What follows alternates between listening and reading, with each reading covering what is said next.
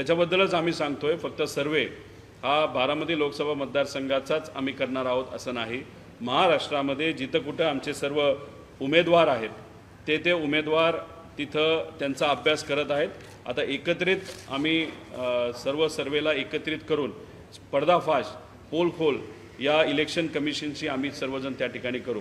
Election कमिशनचं कालचं जर आपण प्रेस कॉन्फरन्स बघितला तर डेमोक्रेसीची लोकशाहीची थट्टा केल्यासारखं होतं.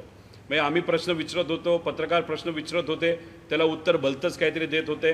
जे मुद्द्याचे प्रश्न आम्ही विचारले त्याच्यावर ते म्हणले की आता नेक्स्ट क्वेश्चन. जेव्हा आम्ही म्हणलो व्हिडिओ तुम्ही देत का नाही, तर म्हणाले की महिलांचे व्हिडिओ तुम्हाला कसे देऊ. अहो तिथं महिला अधिकारीसुद्धा बसल्या होत्या, तिथं पुरुष अधिकारीसुद्धा बसले होते आणि आम्ही मतदान करतानाचे व्हिडिओ मागत नाही. त्याच्या उलट्या बाजूला तिथं व्हिडिओ असतो, जो CCTV असतो. किती लोक आले, किती लोकांनी मतदान केलं हे मात्र त्या ठिकाणी बघायचं होतं.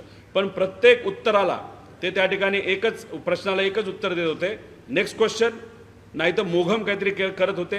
त्याच्यात प्रश्न एकाला विचारला की राहुल गांधीलाच का तुम्ही पुरावे मागतात.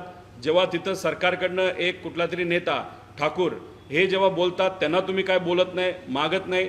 आणि मग पुरावे तुम्हाला द्यायचे असताना तुम्ही विरोधकांकडनं का पुरावे मागता हा प्रश्न विचारल्यानंतर ते निरुत्तर झाले. मग कुठंतरी इलेक्शन कमिशन हे भाजपसाठी काम करते, भाजपचं एक्सटेंडेड त्या ठिकाणी डिपार्टमेंट आहे असं आमचं मत आहे.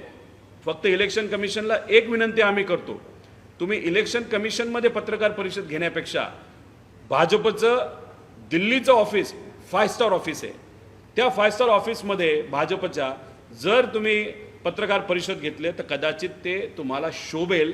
अशी दुर्दैवाने आजची परिस्थिती आहे.